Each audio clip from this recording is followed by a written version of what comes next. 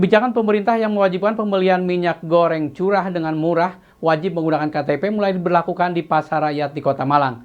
Pembelian minyak curah ini dibatasi per KTP maksimal 2 liter. Penjualan minyak goreng curah dengan harga murah yakni Rp14.000 per liter mulai diberlakukan di Pasar Rakyat di Kota Malang. Namun masyarakat yang ingin membeli minyak goreng curah wajib menunjukkan KTP. Untuk pembelian minyak goreng curah dengan syarat menunjukkan KTP juga dibatasi, di mana per KTP maksimal boleh membeli 2 liter minyak. Sulisno, salah satu pedagang yang menjual minyak goreng curah di Pasar Bunulrejo mengaku, pembelian minyak curah murah dengan syarat menunjukkan KTP baru berlaku selama 2 hari. Di mana masyarakat yang ingin membeli minyak goreng curah wajib menunjukkan KTP ke pedagang dan dilakukan scanning. Setelah di-scan, pembeli baru mendapatkan minyak curah maksimal 2 liter per hari. Ini syaratnya untuk pembeli minyak goreng curah ini seperti apa? Harus bawa KTP. Satu KTP maksimal 2 liter. Kalau harganya sendiri, Mas? Harganya ini ya lumayan murah sih, 14.000 per liter ya? Iya. Kalau itu satu KTP mendapatkan maksimal 2 liter. maksimal 2 liter dengan harga per liternya 14.000. Mas, untuk satu hari ini berapa liter sih yang dijatah untuk pasar ini? Kalau satu toko gini dijatah 180 liter. Itu bisa habis dalam satu hari? Kemarin masih malah kurang. Kan masih pertama yang kedua. Mungkin kalau sampai 10 kali mungkin ya wis agak normal lagi. Mas, untuk mengantisipasi pembelian maksudnya double gitu gimana? Kalau double ya kan satu KTP kan cuma itu toh. KTP yang tadi pakai lagi nggak bisa. Karena apa, Mas? Di-scan tadi itu. Berarti KTP-nya sama nggak bisa ya, Mas? Nggak bisa dalam sehari. Sedangkan Tri, salah satu warga pembeli minyak goreng merasa terbantu dengan adanya minyak goreng curah dengan harga murah tersebut. Karena selama ini dirinya membeli minyak goreng dengan harga mahal di kisaran Rp28.000 per liternya. Sementara harga minyak goreng curah di pasaran normalnya Rp18.000 per liter.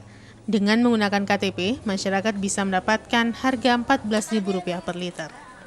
Selama ini sebelum pakai KTP ini biasanya beli minyak di mana? Ya minyak itu refill. Kemasan? Iya, kemasan itu. Harganya gimana, Bu? Harganya ya terlalu mahal, Mas. Nggak seimbang. Misalnya 35 gitu ya wajar, nggak apa-apa. Tapi kalau 50 ya nggak wajar. Kalau sebagai ibu rumah tangga sendiri, dengan harga minyak 14.000 ini gimana, Bu? Ya, Terbantu apa gimana, atau Bu? ya terbantu. Kalau misalnya 25 gitu ya nggak terbantu, Mas. Semua mahal. Terlalu mahal gitu ya? Iya. Berarti kalau harga 14 per liter ini menurut Ibu masih Iya, wajar, masih normal. wajar gitu? Iya, masih normal, wajar. Simon Alfredo melaporkan.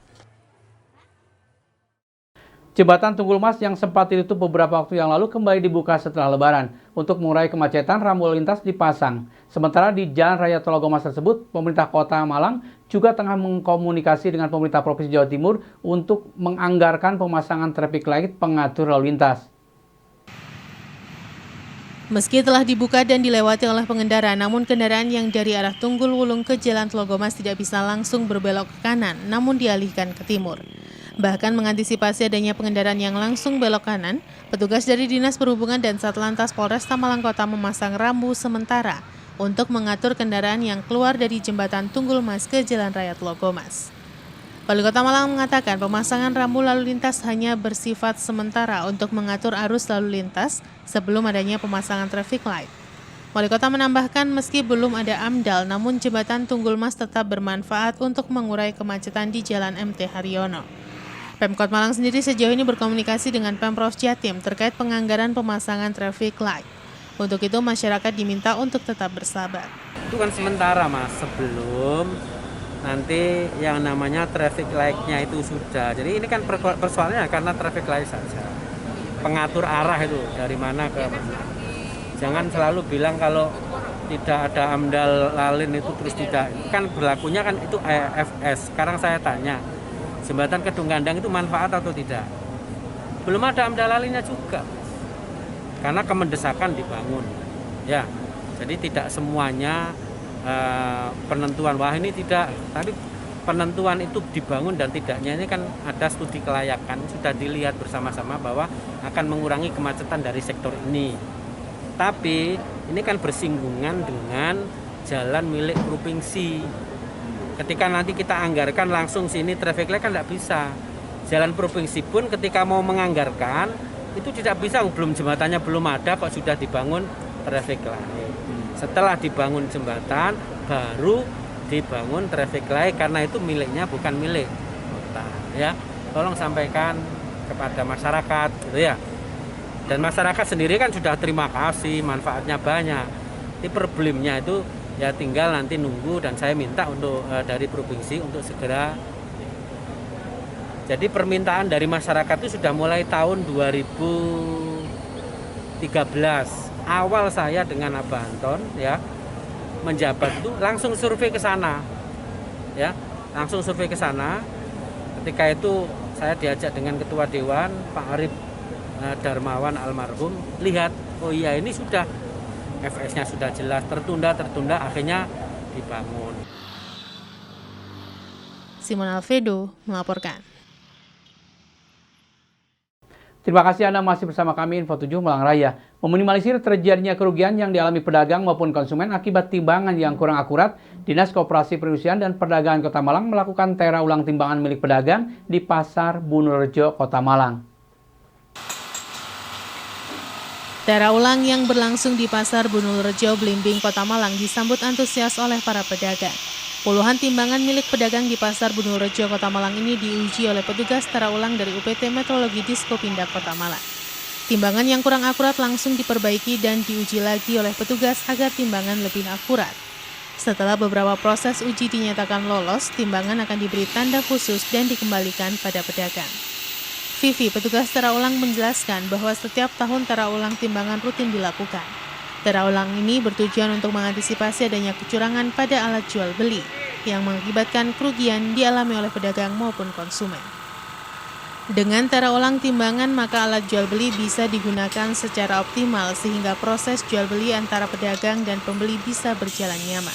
Tera ulang tidak hanya dilakukan di Pasar Bunurejo, akan tetapi rutin dilakukan di semua pasar rakyat yang ada di Kota Malang. Jadi untuk menstandarkan lagi struktur milik pedagang supaya sesuai dengan standar. Bu, idealnya berapa sih Bu untuk melakukan tera ulang? Tahun sekali. 1 tahun sekali ya Bu ya. Kendala yang dihadapi apa sih Bu kira-kira? Ya, biasanya Bu? Untuk kendalanya untuk tahun-tahun seterusnya ya, itu alhamdulillah sudah semakin baik. Kalau kita waktu awal-awal kan masyarakat belum mengenal ya, sekarang mereka sudah lebih melek tentang ekologi. Jadi sudah lebih paham tujuan daripada tera timbangan mereka. Biasanya berapa persen sih penurunan kualitas timbangan dari pedagang ini?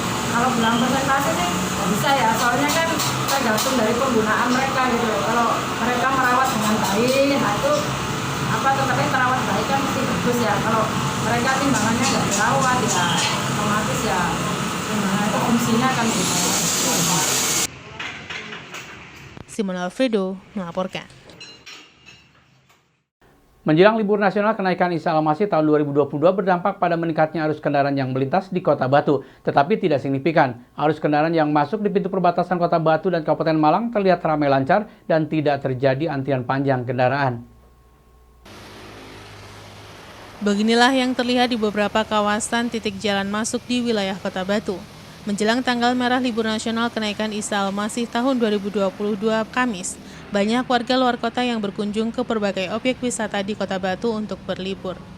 Kenaikan jumlah kendaraan yang masuk ke Kota Batu terlihat tidak signifikan sehingga tidak menimbulkan terjadinya kepadatan dan bahkan antrian panjang kendaraan. Arus kendaraan terlihat ramai lancar di beberapa titik jalan masuk ke Kota Batu. Menurut salah seorang sopir angkutan umum menjelaskan, jelang tanggal merah besok arus kendaraan masih lancar, berbeda dengan libur kemarin hari Waisak. Di beberapa titik jalan yang dilintasi dari Terminal Batu menuju Bumiaji, arus berjalan lancar.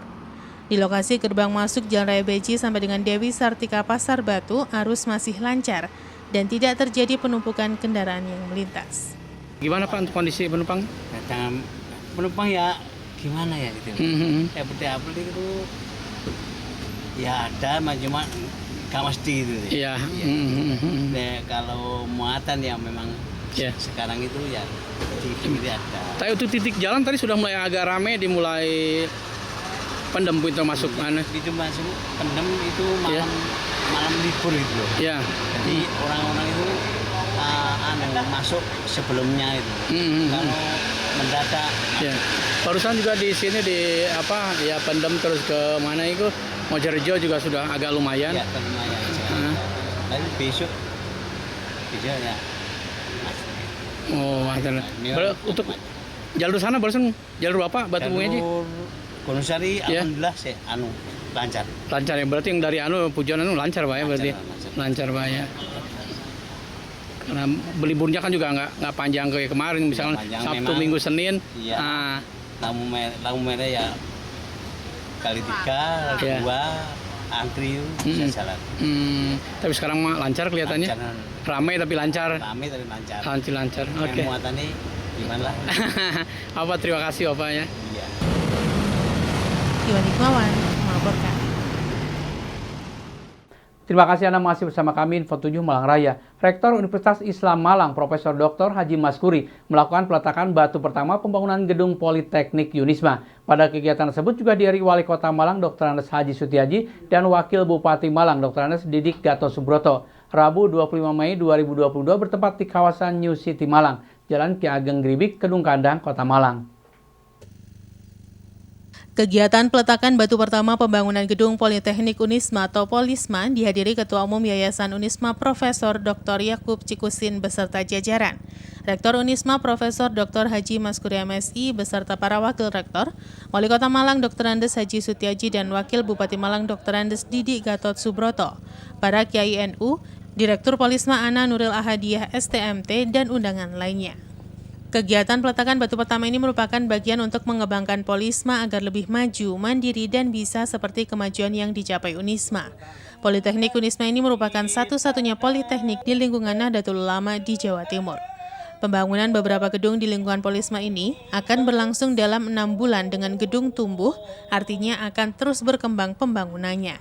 Kampus Politeknik Unisma diawali pembangunan dengan luasan sebesar 5.000 meter persegi, dengan beberapa gedung yang akan dibangun diantaranya yaitu Gedung Utama Direktorat, Gedung D3 Prodi Teknik Listrik, Gedung D4 Prodi Teknik Rekayasa dan Komputer Jaringan, Gedung Teaching Factory, Galeri Produk Karya Mahasiswa Polisma, Lapangan Olahraga, Parkir Dosen, dan Parkir Mahasiswa. Acara diawali dengan pembacaan ayat suci Al-Quran dan dilanjutkan dengan sambutan Rektor Unisma Profesor Dr. Haji Maskuri MSI. Dalam sambutannya, Rektor Unisma menjelaskan, pembangunan gedung dengan luas lahan kurang lebih setengah hektar dan biaya 3,5 miliar rupiah merupakan stimulus dan selanjutnya Polisma sendiri yang sudah harus mampu untuk melanjutkan pembangunan dan berharap Polisma bisa maju, berkembang pesat sehingga bisa seperti kakak kandungnya yaitu Unisma. Sementara itu dalam sambutannya, Ketua Umum Yayasan Unisma Profesor Dr. Yakub Cikusin menjelaskan, Yayasan Unisma memiliki beberapa badan usaha, di antaranya Unisma, Rumah Sakit Islam Unisma, Polisma, dan Smainus, dan berharap badan usaha tersebut bisa seiring sejalan dan saling mendukung untuk berkembang, dan berharap agar 3 program studi yaitu D4 Teknologi Rekayasa Komputer Jaringan, D3 Teknik Listrik, dan D3 Teknik Mesin bisa menjadi 5. Hal senada disampaikan Wali Kota Malang Dr. Andes Sutiaji dalam sambutannya mengucapkan terima kasih kepada Unisma yang telah berkontribusi dalam pengembangan pembangunan kota di wilayah timur, sehingga kawasan timur bisa semakin berkembang dan maju dengan berbagai fasilitas pendukung, rumah sakit, mal, dan fasilitas lainnya. Acara dilanjutkan dengan peletakan batu pertama oleh para kiai, yayasan, rektorat, dan wali kota serta wakil Bupati Malang, serta pemotongan tumpeng. Semangat dari seluruh jajaran yayasan rektorat bagaimana Polisma ini bisa mandiri, bisa besar, bisa melakukan lompatan-lompatan sendiri tanpa di bawah kebesaran Universitas Islam Malang. Kalau menjadi satu kesatuan gedungnya dengan Unisma di sana, Polisma tidak terlihat karena kebesaran Universitas Islam Malang. Maka Unisma dengan jajaran yayasan berusaha semaksimal mungkin untuk mencari alternatif yang harus ada tempat sendiri. Dan ini nanti menjadi semangat baru bagi direktur dan seluruh jajaran Polisma untuk bisa mengembangkan Polisma. Ingat bahwa ini stimulan. Lahan ini stimulan 0,5 hektar ini. Dana 3,5 miliar juga stimulan. Setelah itu nyari sendiri untuk mengembangkan ini. Dan insya Allah nanti direktur akan menyampaikan kiat-kiatnya seperti apa. Termasuk nanti peran dari jajaran yayasan seperti apa, seperti itu. Tadi sudah saya sampaikan bahwa kakak tertua Unisma ini sudah ikut berpikir pengembangan Polisma, dia harus maju. Jangan sampai kemudian dia tetap kecil terus ya, dia harus maju. Apalagi semangatnya Polisma sekarang sudah luar biasa. Nanti Bu Ketua Bidang Usaha juga bisa menjelaskan trik-trik untuk membawa Polisma itu maju seperti apa, karena ada program-program studi yang ditargetkan untuk bisa dibuka di Polisma. Seperti itu. Iwan Hikmawan melaporkan.